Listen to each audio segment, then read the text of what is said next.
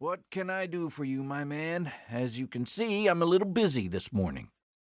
Thomas rose slightly, leaned across the desk, and poked the investigator in the chest with a bony forefinger, his voice a sinister whisper. Where is Harley Ponyboy?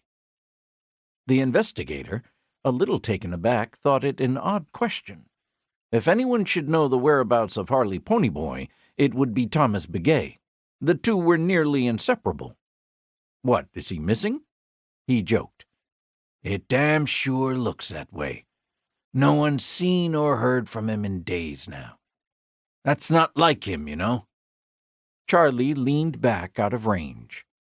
Well, now that you mention it, I haven't seen him either. So what makes you think that's a problem? He was supposed to meet me at George Custer's office yesterday morning to get lined out on a new dig the doc's starting next week. He didn't show up. Maybe he forgot. Harley don't forget.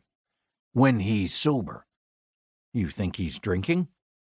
He hasn't had a drink in nearly a year. He could be sick. He don't get sick unless he's drunk. Charlie cracked a smile for the first time. So, maybe he could be drinking. Nah, if he was drinking, I would have heard by now. Thomas's tone turned a shade darker. The doc and I took a run out to his place this morning. He wasn't home, and it looked to me like he hadn't been there for a while. Charlie waited to hear what conclusion Thomas might have drawn from all this. Sheila Bedini lives just down the road from him. When we stopped by there, she said he came to her place wanting to borrow a few bucks on his spare tire. Harley told her he needed enough gas to get to Farmington. He mentioned he might be coming into some money soon, and when he did, he would come for the tire. Thomas threw up his hands. I doubt those people had more than $5 between them, but they let Harley have it, along with a 5-gallon can of gas. They didn't keep his tire, neither, made him take it with him. He chewed at his lower lip for a moment. With a truck like his, I guess they figured he might need it. Thomas grinned as he shook his head in disbelief. I don't know what it is about Harley. People just seem to like the guy for some reason. I guess so. Thomas slapped a hand on the desk, and his voice carried more of an edge when he said, What business would Harley Ponyboy have in Farmington that he couldn't tell us about? That's what I'd like to know. You and I are about the only family he's got left. Charlie showed little emotion at this, hoping not to encourage the man.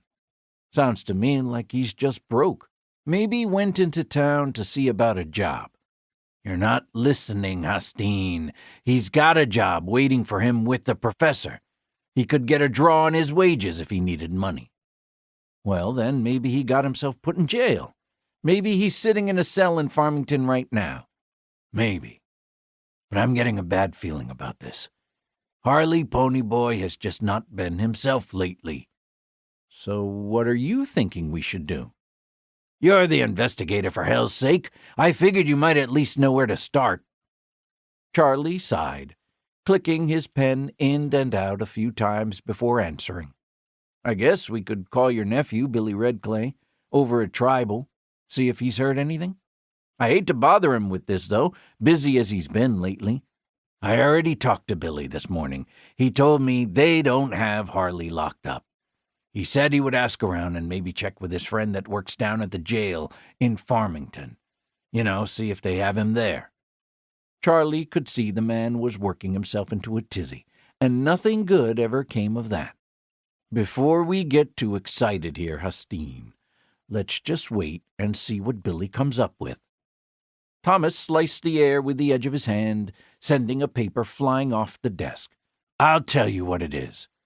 Harley's been spending too much time alone out there in that trailer house. That's what I think. I was hoping once the professor put us back to work, the little bastard would get his mind right. This isn't just about money. Something else has gotten into him lately. Thomas was getting worked up, and Charlie could see now nothing would appease him, short of a significant show of effort on his part. Go home, Thomas, and cool off.